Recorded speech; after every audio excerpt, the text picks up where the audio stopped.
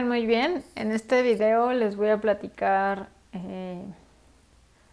nuevamente qué reflexiones podemos tener en torno a la salud mental desde un análisis de parte del pensamiento de Paul B. Preciado. Y bueno, creo que una de las ideas principales que va a decir Paul es que la norma del cuerpo la podemos ver en dos ámbitos, ¿no? Que la norma del cuerpo es que va a producir mercancías y que además es un cuerpo que se tiene que reproducir. Entonces lo que va a decir es, bueno, en este cuerpo que produce mercancías, entonces la sexualidad y las prácticas sexuales están vistas como productos. Y pensar que un cuerpo necesariamente o normativamente tiene que reproducirse está centrado en un esquema heteronormativo.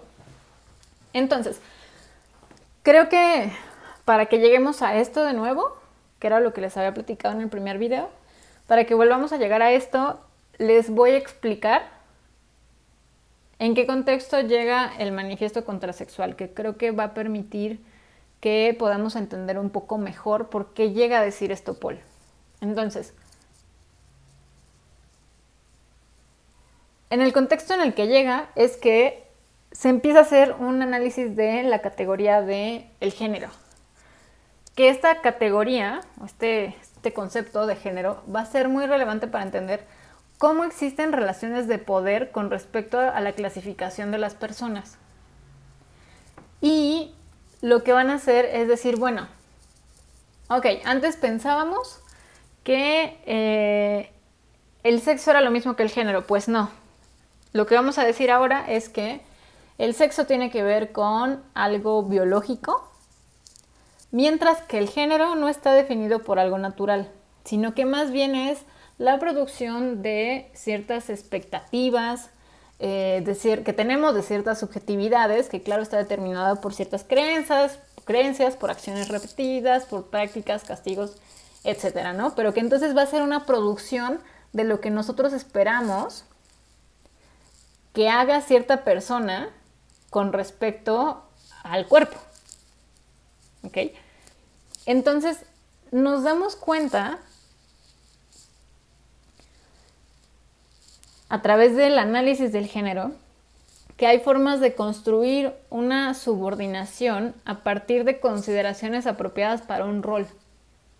Porque claro, ¿no? En este sentido nos damos cuenta también que la condición de opresión no se va a limitar a la mujer, ¿no? Sino que tiene que ver con subjetividades feminizadas. Y además, esta opresión y estas dinámicas de poder, si lo podríamos generalizar, se van a dar en cuerpos abyectos, ¿no? En estos cuerpos despreciables, ¿no? Humillados. Y entonces entendemos por qué también hay una opresión y una subordinación a partir de lo que es considerado, ¿no? Apropiado para cierta condición en la discapacidad, ¿no? También la edad funciona así, la raza, la etnia, zona geográfica, que justamente son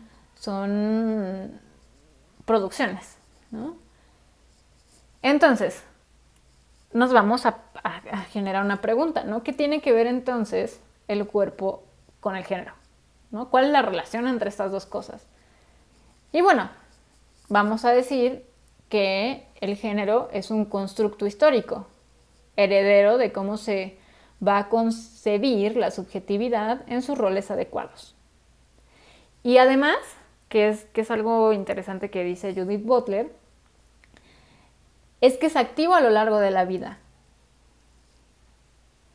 Es decir, no es una información que simple y sencillamente estemos recibiendo de forma pasiva. No es solo que nos digan tienes que comportarte así si eres mujer, tienes que comportarte así si eres hombre, sino que además son prácticas que hacemos a lo largo de la existencia, ¿no? Por ejemplo, si como mujer te dijeron que eras muy sentimental, entonces sí puedes llorar, ¿no? O lloras mucho. O que te dicen que eres muy temperamental, voluble, cambiable, ¿no? Y entonces eso está permitido. Y entonces nosotros de alguna manera interiorizamos esas situaciones, entonces lo hacemos. Y entonces el género se vuelve, además de, de, de una ideología, ¿no? Y de una cuestión de pensar en la subjetividad en un rol adecuado, es activo porque nosotros lo practicamos de manera sistemática. Entonces, bueno, justo hay rituales que nos clasifican como hombres y como mujeres. Lo que Judith Butler va a pensar es que entonces tiene que hacer un performance, ¿no? Y que bueno, el concepto de performance va a cuestionar al género según los cuerpos. Y que entonces este performance va a dar cuenta de que el género es plástico y que se puede modificar. Entonces, bueno, si un poco entendemos que este es el contexto en el que el manifiesto contrasexual es escrito, podemos entender lo que va a plantear Preciado después. Sir Paul, entonces, es que asumir que el sexo es biológico y asumir, ¿no?, que el sexo mujer-hombre es biológico, mientras que el género no, va a traernos dificultades, porque entonces esta diferencia sexual va a normalizar el establecimiento de jerarquías entre seres humanos basados en el cuerpo que tienen. Y entonces va a ser una investigación rigurosa y en la investigación que hace da cuenta de cómo este binarismo en realidad no tiene nada de natural. Porque hay otras formas de cuerpos, muchas otras, ¿no?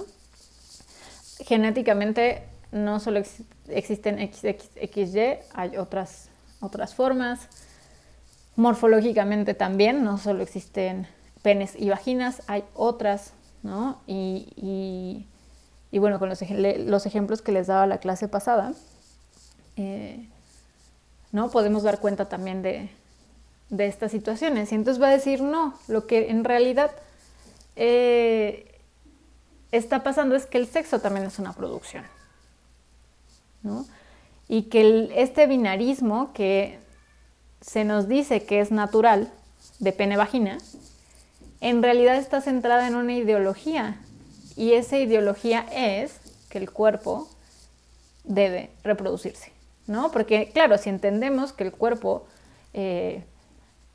es naturalmente pene-vagina, asumimos que somos seres para reproducirnos y, por lo tanto, la diferencia sexual se da en relación a los órganos de reproducción, pene-vagina.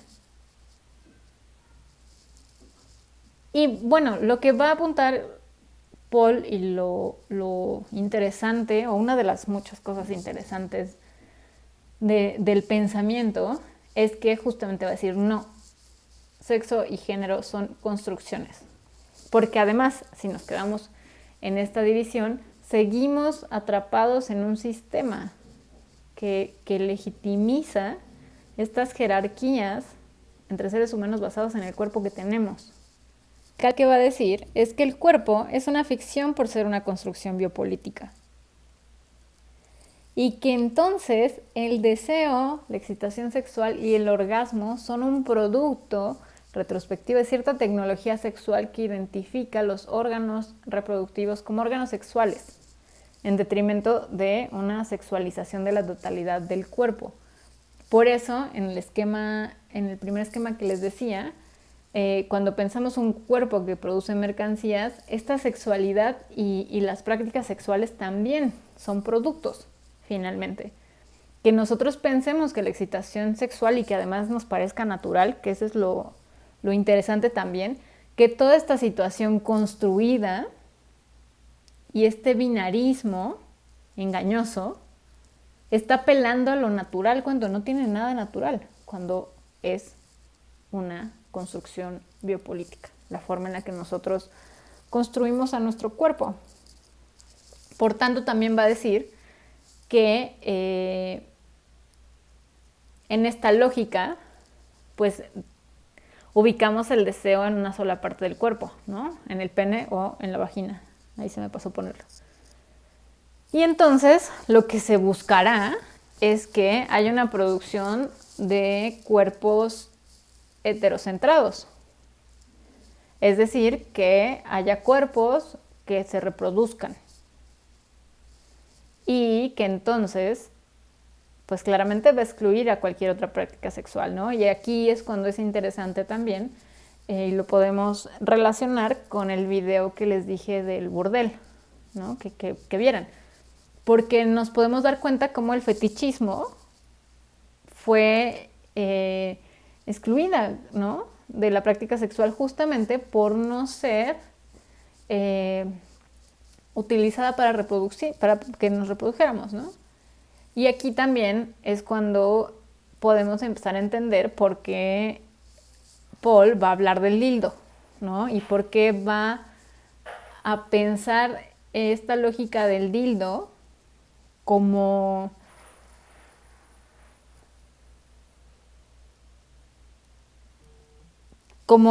algo que da cuenta de que los sistemas heterosexuales pierden totalmente su sentido, ¿no? En cuestión de que el hombre es activo y la mujer pasiva. Y también todas las prácticas en torno al placer sexual y al orgasmo, pues se volverán caducas cuando hablemos, ¿no? Y pensemos en este dildo que da cuenta de que el pene, ¿no? No es un referente de algo biológico, ¿no? Y que no puede ser referente de algo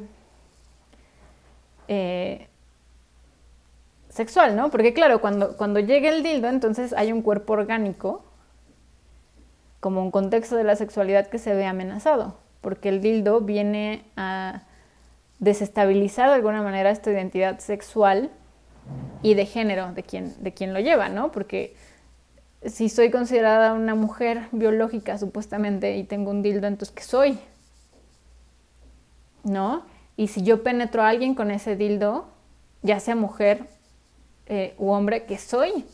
¿No? Y entonces esta cosa de qué me gusta y qué me genera placer se ve amenazada, porque este deseo, nuevamente, ¿no?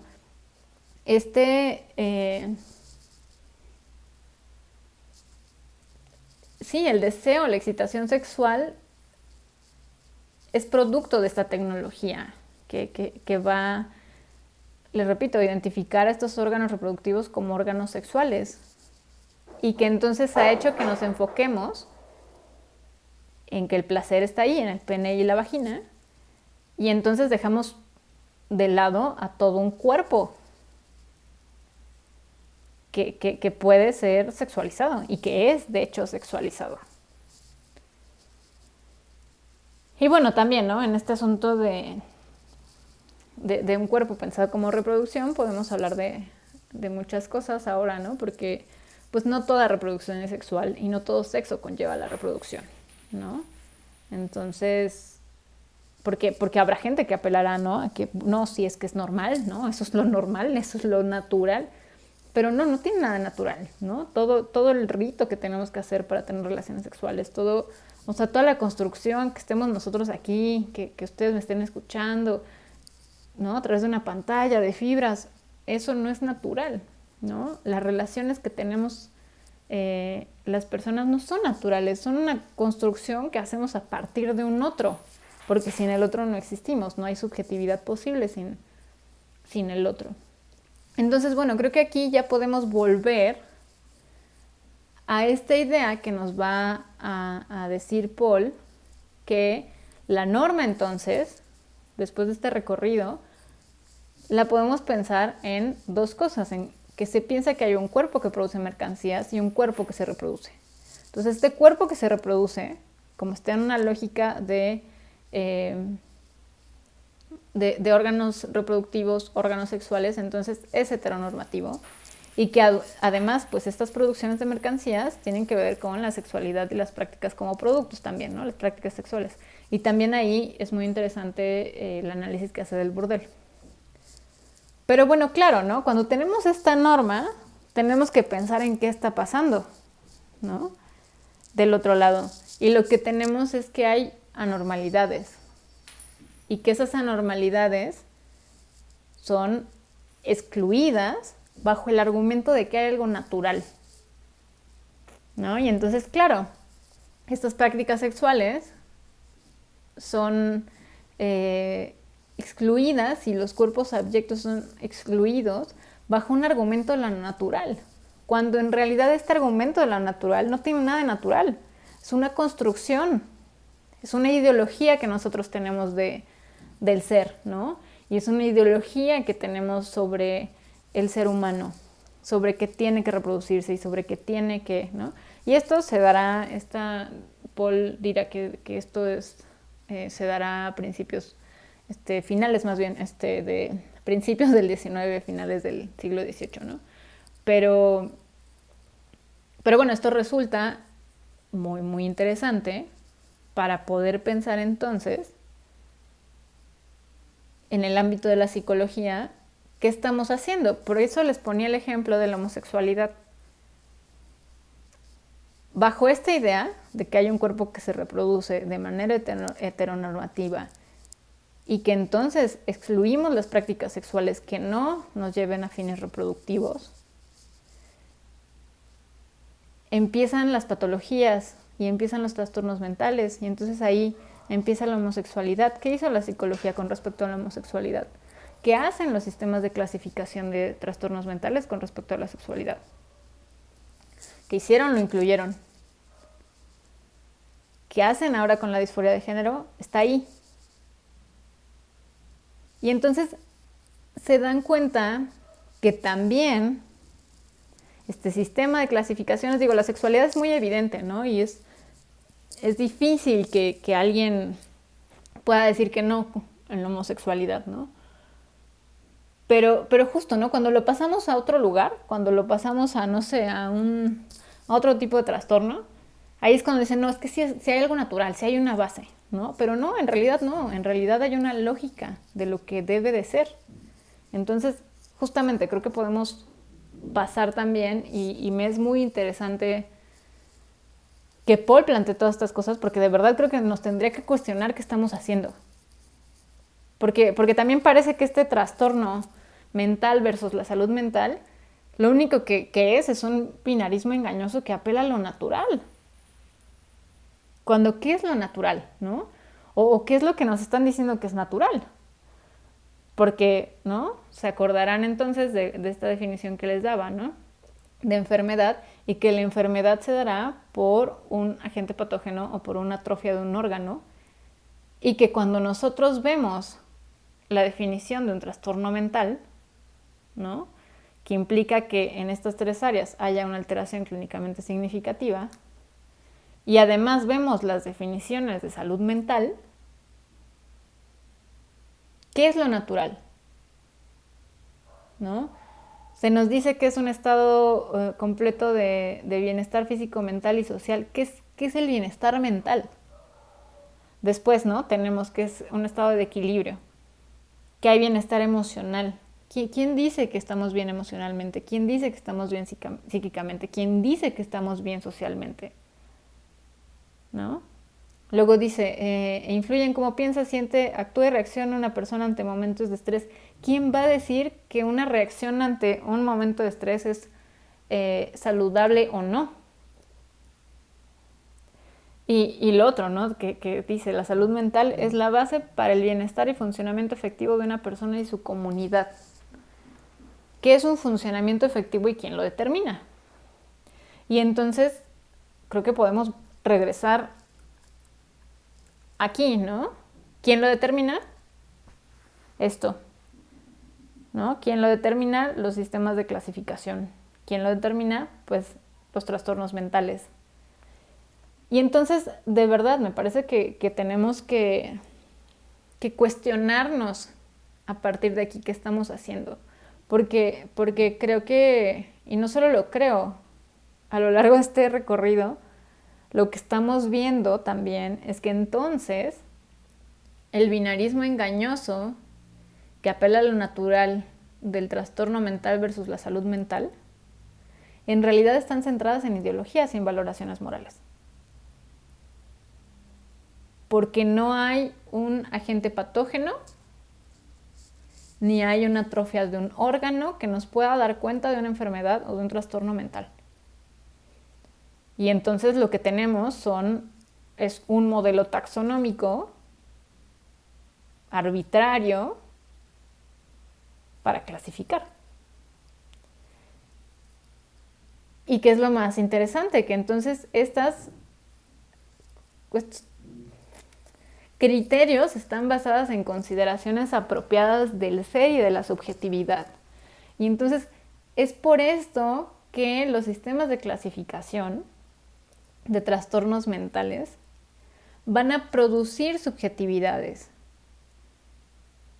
Así como el género, que también creo que se puede ver muy claro, estas expectativas que tienen de nosotros dependiendo del cuerpo, también generan subjetividades, porque les comentaba, el género es activo, nosotros lo hacemos a lo largo de nuestra vida, ¿no? No es una información pasiva que simple y sencillamente recibimos, no, lo actuamos y lo hacemos y lo reproducimos y lo interiorizamos. Entonces, esto también lo interiorizamos, ¿no? Entonces, estas cosas están basadas en consideraciones apropiadas del ser, de la subjetividad, de qué tendríamos que ser como seres humanos o cómo tendría que ser cierta subjetividad. Y que bueno, finalmente, pues justamente esto genera opresión y dinámicas de poder que van a excluir y a discriminar sistemáticamente las subjetividades anormales. Porque va a pasar lo mismo, ¿no? Si tenemos la salud mental, tenemos trastornos mentales. Y creo que de verdad tenemos que cuestionarnos qué está haciendo la psicología y qué respuesta está dando. Porque la respuesta que está dando es alinearse y ser parte de estas tecnologías que producen subjetividades y de estas tecnologías que están al servicio de una cierta ideología y que en realidad esta es una posición política y que me parece que si tomamos en cuenta todo lo que está diciendo Paul, no podemos quedarnos sin decir nada, ¿no? O asumimos que estamos haciendo eso, que lo estamos haciendo, o redefinimos qué es esto, ¿no? Que estamos pensando con respecto a la salud mental y el trastorno mental, y qué es normal y qué es anormal. Y bueno, creo que finalmente también una de las grandes ventajas que tiene este manifiesto contrasexual. Miren, aquí estaba lo que les estaba diciendo hace ratito, ¿no? O sea, que finalmente pues también regresamos a esto, ¿no? Regresamos al primer esquema también con respecto a la salud mental, ¿no? Que entonces bajo el estatuto de que haya normalidades, porque ese es el efecto, ¿no? Y entonces no nos podemos engañar de que no, este efecto no está porque estamos haciendo desmitificación del trastorno mental, ¿no? De que es algo normal, de que es algo que tiene que pasar, de que es una enfermedad, porque así lo decimos, ¿no? Entonces, no, por supuesto que estamos de manera, si quieren, implícita, que en realidad es explícita, ¿no? Total. Estamos diciendo que hay ciertas consideraciones apropiadas de las subjetividades y de que hay ciertas consideraciones apropiadas de ser. Y que lo que no sea así, entonces, es anormal. Y entonces, claro, lo que va a producir, que por eso es tan importante también la categoría de género, porque nos deja ver también que entonces esto lo que va a generar es justamente una opresión y una exclusión, ¿no? a esos a esos cuerpos abyectos, a esos cuerpos anormales, y también por eso les ponía el ejemplo de la discapacidad en el video pasado, ¿no? Porque también me parece que es muy claro, ¿no? La discapacidad, las personas con discapacidad han sido totalmente excluidas porque son esos cuerpos despreciables, humillados, que no nos sirven para reproducir, que no nos sirven para producir mercancías, que hay que invertirles más dinero del que nos pueden redituar, ¿no? Y que entonces, de verdad, les vuelvo a poner el ejemplo de la ciudad. La ciudad no está hecha para las personas con discapacidad, porque hay un sistema que los está excluyendo. No es que las personas con discapacidad no puedan salir a caminar o no puedan salir a, no sé, si hay personas con discapacidad en la movilidad, pues no es que no puedan ser funcionales, y lo estoy poniendo entre comillas, ¿no? Que no puedan ir a hacer sus cosas. Normalmente no pueden ir a hacer sus cosas porque hay todo un sistema afuera que no se los permite. No hay calles, no hay transportes públicos, ¿no? Entonces, esto va a ser el efecto. Y entonces, si nosotros estamos siendo parte de esta tecnología, ¿no? Desde la psicología y desde pensar que la salud mental es, y está bien que esté definida así, ¿no? Y que el trastorno mental también esté definido así, y que entonces hagamos diagnósticos, ¿no? Basándonos en estos sistemas de clasificación, pues creo que no nos podemos hacer de la vista gorda ante estos efectos que están ahí, ¿no?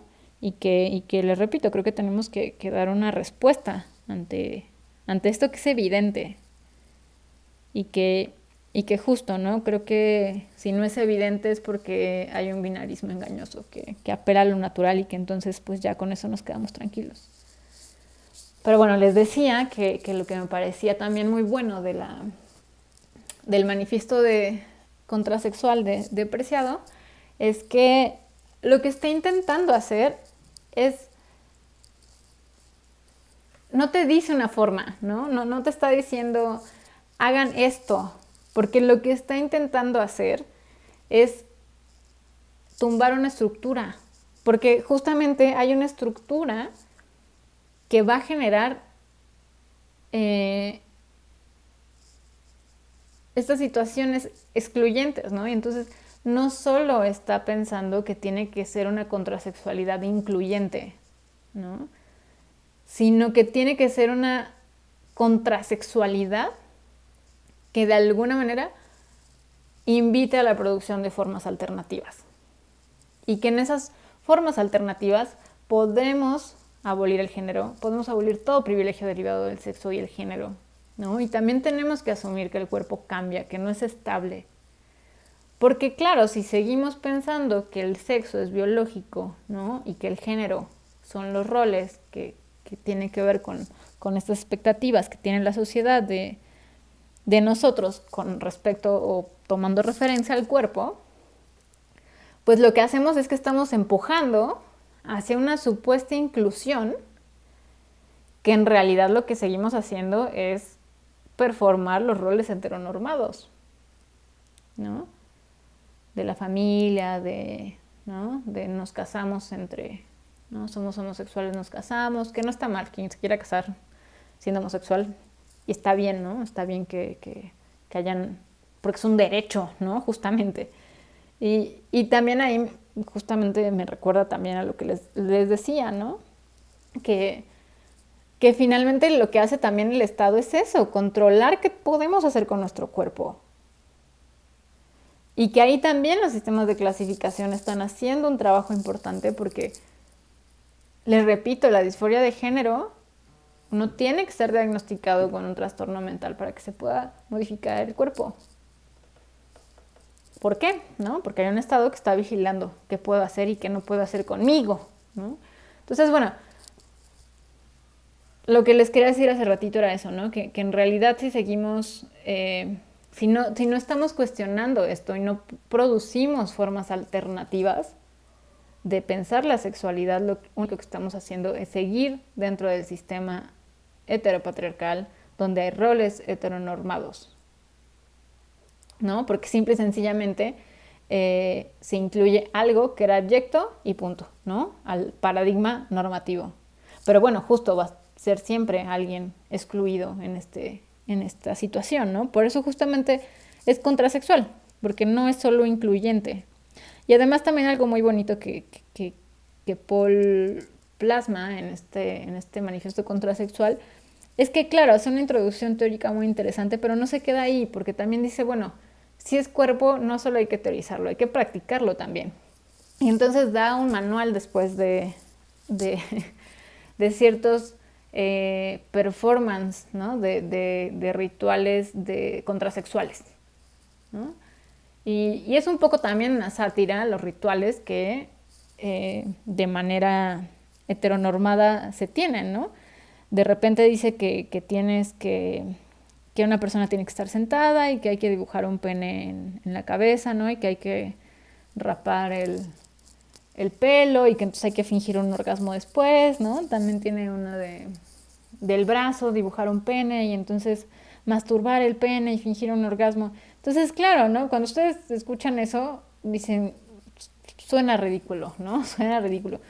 Pero justo lo que está tratando de hacer en eso, de que no solo hay que teorizarlo, sino que hay que practicarlo porque si ya sabemos que el género es plástico, como el sexo, y que se puede modificar, también podemos modificarlo a través justamente de la práctica, porque entonces ya no seguimos practicando estos rituales que nos clasifican como hombres y mujeres, ¿no? Sino que estamos haciendo cosas alternas, ¿no? Alternativas, ¿no? Entonces a eso invita la contrasexualidad, a que se produzcan formas alternativas sexuales. Y claro, no es un manual, no te va a decir qué hacer porque eso es en lo que está en contra de, ¿no? En contra de que alguien pueda decidir sobre ti mismo, sobre tu cuerpo, sobre tu subjetividad, sobre lo que quieres hacer. Porque va a tener efectos terribles. Y bueno, creo que